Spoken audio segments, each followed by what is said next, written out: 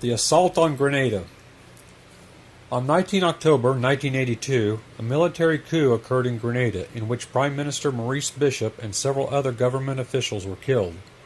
Governor General Sir Paul Scoon had asked for U.S. help against growing Cuban influence on the island, and in response to the coup, U.S. Marines, Army Rangers, Navy SEALs, elements from the 82nd Airborne Division, and troops from a number of Caribbean nations invaded the island. The primary purpose of the invasion was to rescue a group of approximately 1,000 Americans, mostly medical students. The Grenadian army, helped by Cuban forces, resisted fiercely, but was overwhelmed within several days, some of its troops escaping into the jungle. Within a month, the invading force had collected leaders of the Marxist military government, as well as numerous Cubans, Russians, North Koreans, Libyans, East Germans, Bulgarians, and suspected Grenadian communists. By the middle of December of 1983, U.S. forces left the island, and Governor General Scoon had appointed a council to govern until general elections could be held. Scenario 29, Rescue at Grenada. 25 October 1982. At 6:30 a.m. on 25 October 1982, units of the U.S. 1st and 2nd Battalions Ranger of the 75th Infantry parachuted into the Point Salinas airport of Grenada in the face of machine gun fire from Cuban construction workers who had been trained and equipped as militia. Expecting that they would face some fire, Lieutenant Colonel Wesley B. Taylor, commander of the 1st 75th, had his troops drop from only 500 feet, less than half the normal height. At 7 a.m., A Company at the east end of the airport and B Company at the west end fought their way through the Cuban defenses and closed on the compound. Along the way, a group of Rangers captured a Soviet ZSU-23 anti-aircraft vehicle. The game I'm going to be playing is Test of Arms, and the scenario, as I just stated, was Rescue at Grenada. This uses the First Battle system, or series, from GDW.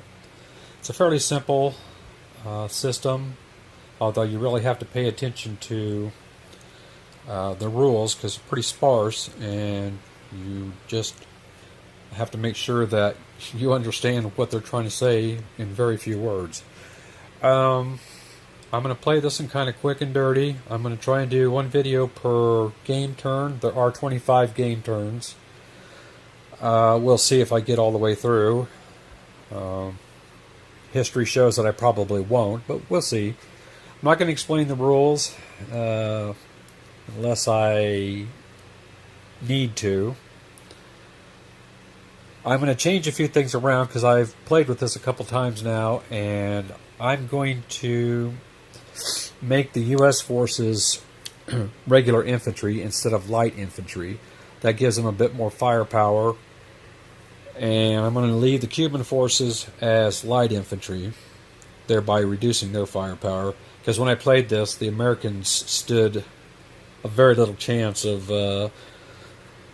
making it to the compound, let alone capturing it. So, and the other thing I'm going to do is I'm going to add air support in the form of 2 advanced Cobras or Super Cobras or whatever they had back then. They might have just been AH-1s. In the historical campaign, they used, I think, an AC-130 gunship. So I'm going to give them some sort of aerial firepower to help knock out the mortar and some of the units on the ridge. The other thing is the ZSU was captured. In this game, there's no real way to capture a unit like that. So if U.S. forces occupy the hex with the ZSU and there is no other unit in the hex, they will capture the unit and use it for their own.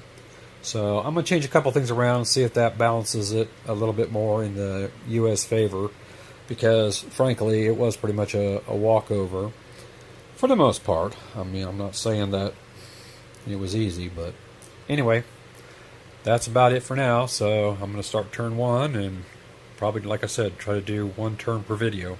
So with that, catch you later.